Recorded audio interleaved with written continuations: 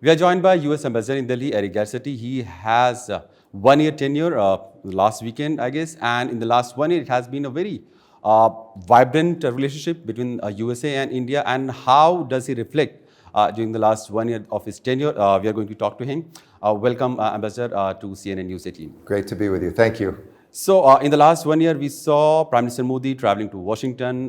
Then President Biden came to Delhi for G20. We had this common declaration that was built on consensus after a lot of differences among the members. A lot of good things to talk about India-US relationship. There are certain flip side also, so we'll talk about that also. How would you revisit 1 year of your ambassadorship in Delhi? Well, it has been the honor of a lifetime to represent my country in this great country. And I think our relationship went from very good to great last year. When you look at the historic number of visas that we put out, almost a record amount of trade, nearly $200 billion of trade between our countries, the reduction of tariffs, record military exercises, the way we had cultural agreements, a record number of students coming forward. We can go through category and category, new weapons sales. We looked at ways that we can increase our economy, development of critical emerging technologies. It was a fabulous year, and one in which I'm so proud that India and America together are advancing the world and our own countries. And to me, that's the power of this relationship. It's good for our people, but it's also good for the world. Okay.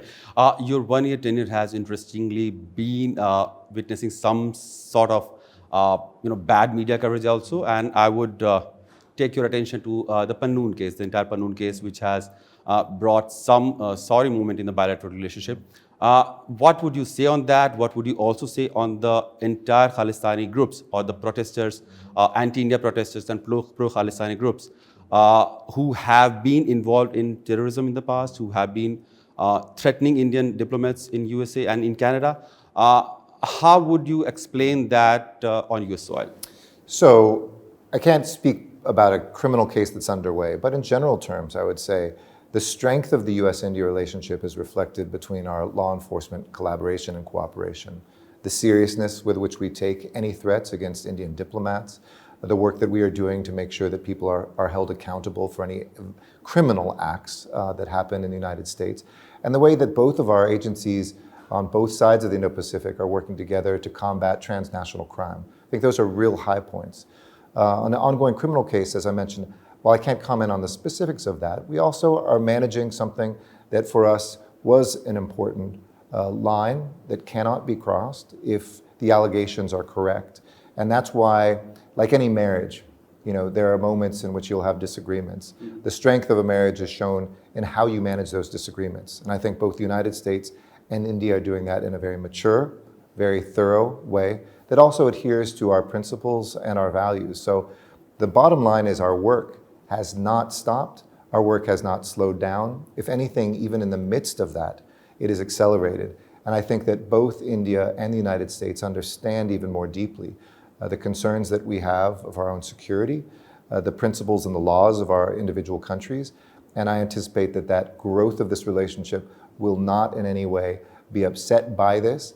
And so far, we've been able to collaborate well together on managing this. Well, Ambassador, you explained your position on that one individual case, but talking about the entire Khalistani movement that is operating from the US soil, much of it, we have seen Indian missions being attacked in USA. What kind of actions have been taken against those individuals? And I would also like to understand what importance does the operation of this group holds in a so vibrant bilateral ties, $200 billion trade, then multi-billion-dollar defense pact, collaboration on various terrorism and security issues.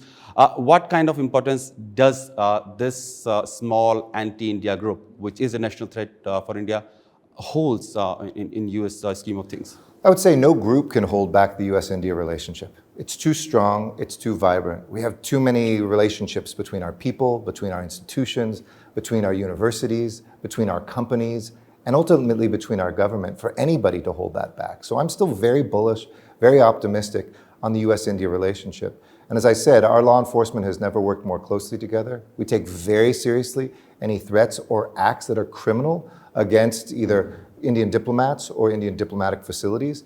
And I can just assure you that we have gone very deep in that coordination, that investigation, and holding people accountable. In the United States, our law focuses on what people do, not what they say, but what they do. And in that realm, I think we have made considerable progress, and stay tuned.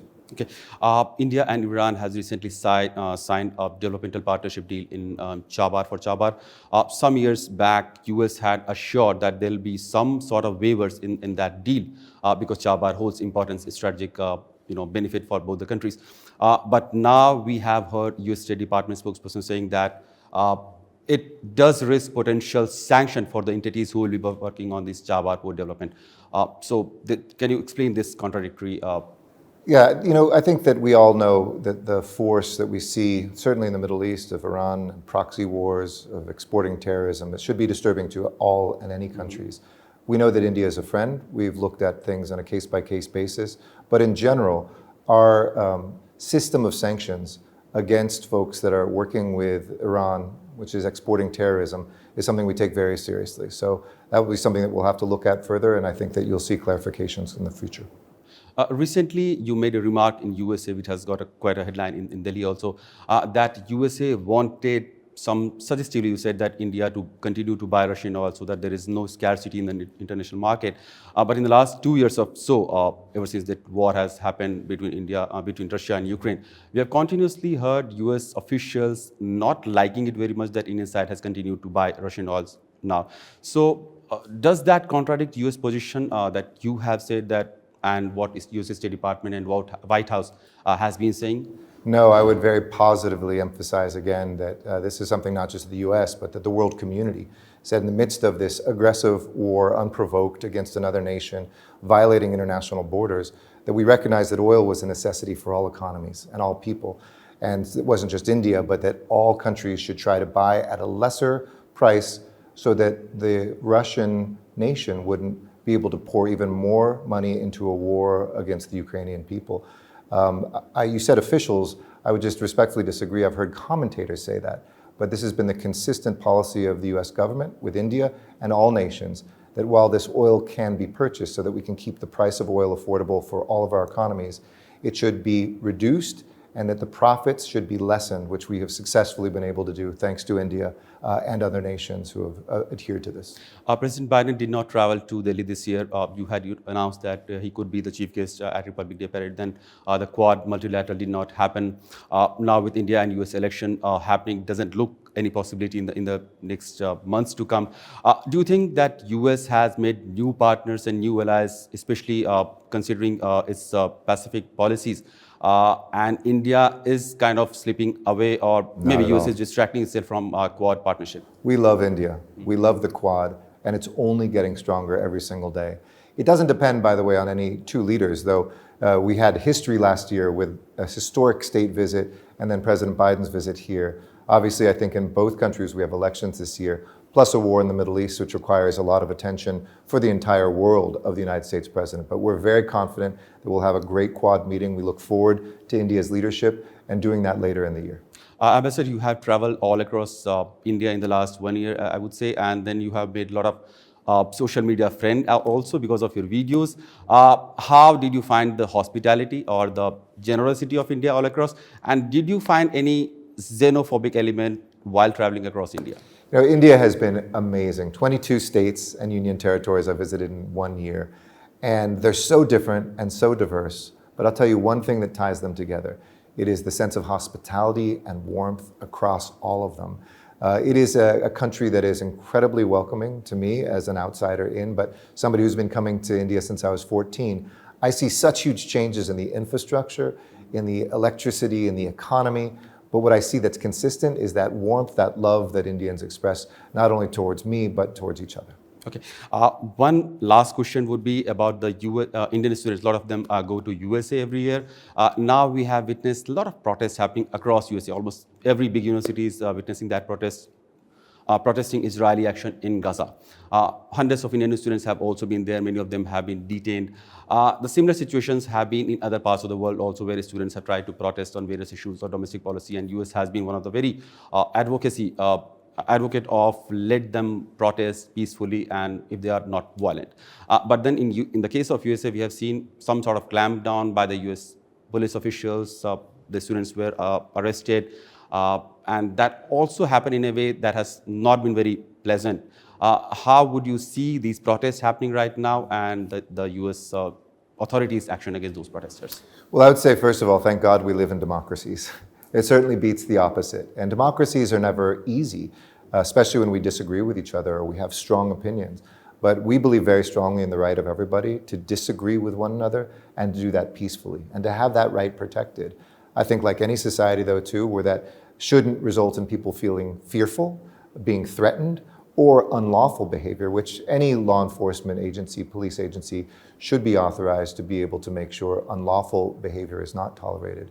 But, you know, I think people have strong emotions right now about what they're seeing as human beings on both sides of this issue. And I think it's very important to be able to protect that speech. I was a student activist. I remember when there were other issues that were on college campuses when I went to school. And being able to express that as part of becoming a citizen in a democratic society. And whether it's here in India during an election, whether it's the United States right now, I really relish, even when we disagree with each other, that we have the freedom to do that. Okay, and anything positive that you look forward to in the days to come of your being ambassador in Delhi? So this is going to be a great second year. We're going to, in record time, open up 2 new consulates in Bangalore and in Ahmedabad. Oh, well, great.